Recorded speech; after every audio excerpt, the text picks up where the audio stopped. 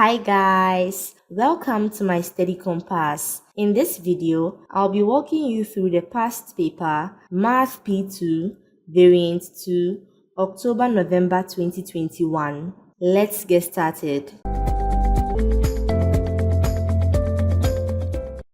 The temperature at midnight is negative 8.5 degrees Celsius. The temperature at 11 a.m. is negative 1 degree Celsius. Work out the difference between the temperature at midnight and the temperature at 11 a.m. To get the difference in temperature, we subtract the initial temperature, which is negative 8.5 degrees Celsius, from the final temperature, which is negative 1 degree Celsius. This is equal to 7.5 degrees Celsius. The stem and leaf diagram shows the age in years of each of 15 women. Complete these statements. The modal age is blank. The modal age is simply the most recurring age. From the stem and leaf plot, this age is 41. The median age is blank. The median age is simply the middle age. Since the ages have already been arranged in ascending order in the stem and leaf diagram, we can go ahead and find the position of the median age using the formula half n plus 1, where n in this case is 15. This gives us 8. From the stem and leaf diagram, the age in the 8th position is 43. The percentage of women that are older than 51 years is blank percent. From the stem and leaf plot, we see that there are 3 women who are older than 51 years. And so the percentage for this would be 3 divided by the total number of women, which is 15 times 100%, which is equal to 20%. Change 2.15 hours into minutes. 1 hour is 60 minutes. So to convert 2.15 hours to minutes, all we need to do is multiply 2.15 by 60, which is equal to 129 minutes. Triangle ABC and triangle ACD are isosceles. Angle DAB is 86 degrees and angle ADC is 58 degrees. Find the value of x. Base angles in an isosceles triangle are equal. To get this angle, we subtract 2 times 58 degrees from 180 degrees, which is equal to 64 degrees. When we subtract 64 degrees from 86 degrees, we get this angle to be 22 degrees. And so for triangle ABC, 22 degrees plus 2x should be equal to 180 degrees. When we simplify this equation and make x the subject, we get 79 degrees. Angelique rents a room for a party. The cost of renting the room is $15.50 for the first hour and then $7.25 for each additional hour. She pays $95.25 in total. Work out the total number of hours she rents the room for. For the $95.25 she paid, $15.50 is for the first hour and 7.25x is what she pays for the remaining hours. When we group like terms and make x the subject, we get 11. This means in addition to the first hour, she rents the room for an additional 11 hours, and so the total number of hours she paid for is 12. Without using a calculator, work out 1/3 divided by 7/6 plus 1/5. You must show all your working and give your answer as a fraction in its simplest form.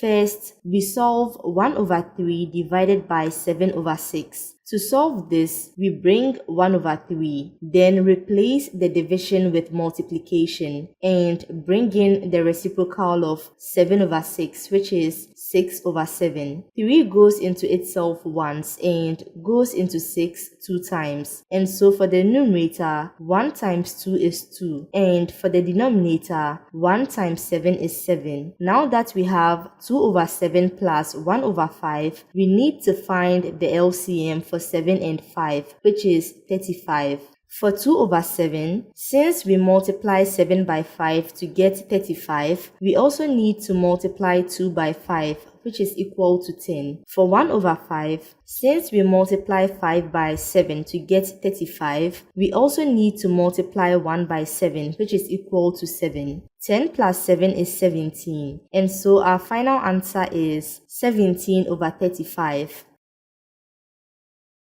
Katie has 5 white flowers, X red flowers, and 2X plus 1 yellow flowers. She picks a flower at random. The probability that it is white is 1 over 12.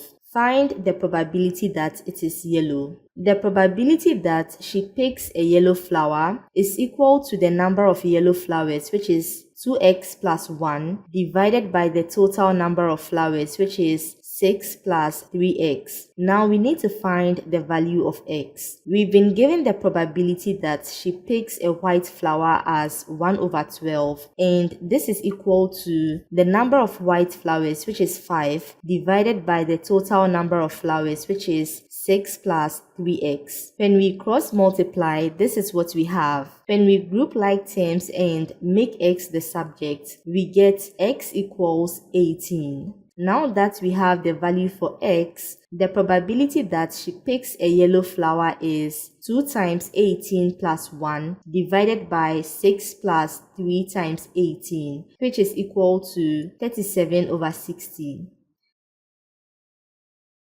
Calculate the fourth root of 39 1 over 16. When we type this into the calculator, we get 2.5. Write these values in order of size, starting with the smallest. One of the ways we can easily compare the numbers is by converting them to percentages. To convert each number to a percentage, we multiply the number by 100%. The smallest percentage is 2.4%, followed by 21%, then 22%, then 22.2%.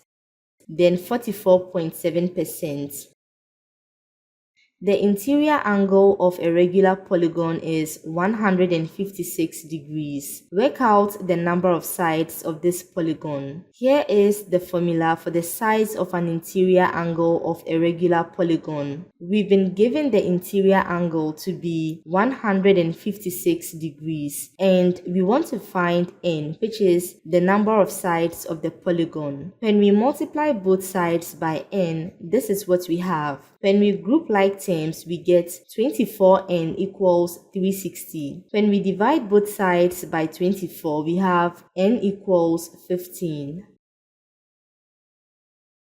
A car starts its journey by accelerating from rest at a constant rate of 0.7 meters per second squared for 20 seconds before reaching a constant speed of 14 meters per second. It then travels at 14 meters per second for a distance of 210 meters. The car then decelerates at a constant rate of 1.4 meters per second squared before coming to a stop. On the grid, complete the speed time graph for the car's journey. We can find the time duration which the car travels at a constant speed using this formula. The distance d has been given as 210 meters and the speed v has been given as 14 meters per second. This gives us 15 seconds. So on the grid, we draw a horizontal line at 14 meters per second from t equals 20 to t equals 20 plus 15, which is 35. We can find the time duration for the final part of the car journey using this formula. The acceleration is 1.4 meters per second squared. The change in speed is 14 minus 0 meters per second. This gives us the time duration as 10 seconds. So on the grid, we draw a straight line from t equals 35 to t equals 35 plus 10, which is 45. The table shows the first 5 terms of sequences A, B, and C. Complete the table to show the nth term of each sequence. In sequence A, the terms have a common difference of -5, so we can use this formula to find the nth term for the sequence. A1 is the first term, which is 8, and D is the common difference, which is -5. When we simplify this and group like terms, we get 13 minus 5n. In sequence B, the nth term is straightforward, and that is n plus 1 over n. You can also use the formula to arrive at the same answer. Since the terms in the numerator and the denominator are increasing by a constant difference of 1, this formula can be used to get the nth term for the numerator and the denominator. In sequence C, the terms have a common ratio of 2, so we can use this formula to find the nth term for the sequence. A1 is the first term, which is 1 over 2, and R is the common ratio, which is 2. We can leave the final answer as this or simplify it further. 1 over 2 can be written as 2 raised to the power -1. 2 raised to the power -1 times 2 raised to the power n minus 1 becomes 2 raised to the power -1 plus n minus 1, which is equal to 2 raised to the power n minus 2. Write 243 times 27 raised to the power 2n as a single power of 3 in terms of n. 243 is 3 raised to the power 5 and 27 is 3 raised to the power 3. The powers multiply, and so 3 raised to the power 3 times 2n is 3 raised to the power 6n. Since the bases are the same and they are multiplying, their powers add, and so we have 3 raised to the power 5 plus 6n. K equals 2 times 3 squared times p cubed, where p is a prime number greater than 3. Write 6k squared as a product of prime factors in terms of p. Since we have k as 2 times 3 squared times p cubed, then 6k squared would be 6 times 2 times 3 squared times p cubed all squared. 6 can be broken down into 2 times 3, and 2 times 3 squared times p cubed all squared becomes 2 squared times 3 raised to the power 4 times p raised to the power 6. 2 times 2 squared becomes 2 cubed, and 3 times 3 raised to the power 4 becomes 3 raised to the power 5. And so our final answer here is 2 cubed times 3 raised to the power 5 times p raised to the power 6. P, Q, and R are points on a circle. ST is a tangent to the circle at R. Write down the value of x. Give a geometrical reason for your answer. Based on the alternate segment theorem, if this angle is 55 degrees, then this angle should also be equal to 55 degrees. Another tangent from the point S touches the circle at V. Give a geometrical reason why triangle SVR is isosceles. SV equals SR because tangents drawn to a circle from the same external point are equal in length. A is the point 316 and B is the point 831. Find the equation of the line that passes through A and B. Give your answer in the form y equals mx plus c. All we need to do here is find the values of m and c and plug in these values into y equals mx plus c. We can find the gradient m of the line by applying the gradient formula. This gives us 31 minus 16 divided by 8 minus 3, which is equal to 3. To get the value of c, we plug in the value of m and one set of coordinates. In this case, we are using 316 into y equals mx plus c. This gives us c equals 7. Now that we have the values of m and c, the equation of the line is y equals 3x plus 7. The line CD has equation y equals 0.5x minus 11. Find the gradient of a line that is perpendicular to the line CD. The equation of line CD has been expressed in the form y equals mx plus c, which means the coefficient of the x term, which is 0.5, is the gradient of the line. The product of the gradient of the perpendicular line and 0.5 should be equal to -1. This gives us the gradient of the perpendicular line to be -2. Sachin picks a number at random from the first 3 multiples of 3. He then picks a number at random from the first 3 prime numbers. He adds the two numbers to find the score. Complete the table. For the first 3 multiples of 3, we have 3, 6, and 9. And for the first 3 prime numbers, we have 2, 3, and 5. To get the score in this region, we add 2 to 6, which is equal to 8. 6 plus 3 gives us 9. 9 plus 3 gives us 12. 3 plus 5 gives us 8. 6 plus 5 gives us 11, and 9 plus 5 gives us 14. Given that the score is even, find the probability that one of the numbers he picks is 9. This probability is equal to the number of even scores that resulted from picking 9 as one of the numbers, which is 2, divided by the total number of even scores, which is 5.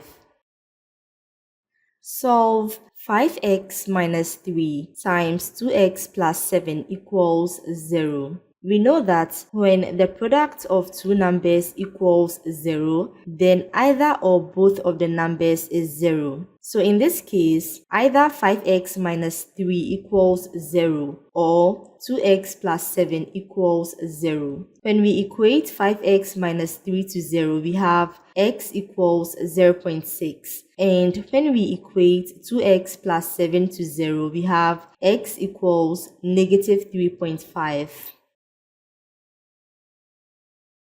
Solve the simultaneous equations. You must show all your working. Let's label the given equations. When we substitute equation 1 into equation 2, this is what we have. When we move all the terms to one side of the equation and group like terms, we get x squared minus 11x plus 24 equals 0. We can solve this quadratic equation by factorization. So we can rewrite negative 11x as negative 3x minus 8x. For the first two terms, when we factor out x, we are left with x minus 3. And for the final two terms, when we factor out negative 8, we are left with x minus 3. This can be rewritten as x minus 3 times x minus 8 equals 0. When we equate x minus 3 to 0, we have x equals 3. And when we equate x minus 8 to 0, we have x equals 8.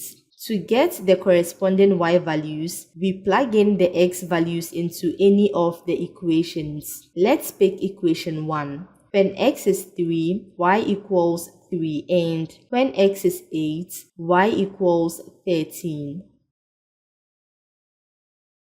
In these Venn diagrams, shade the given regions. A complement union B complement. First, we shade the region outside of set A. In addition, we shade the region outside of set B. The result should look like this.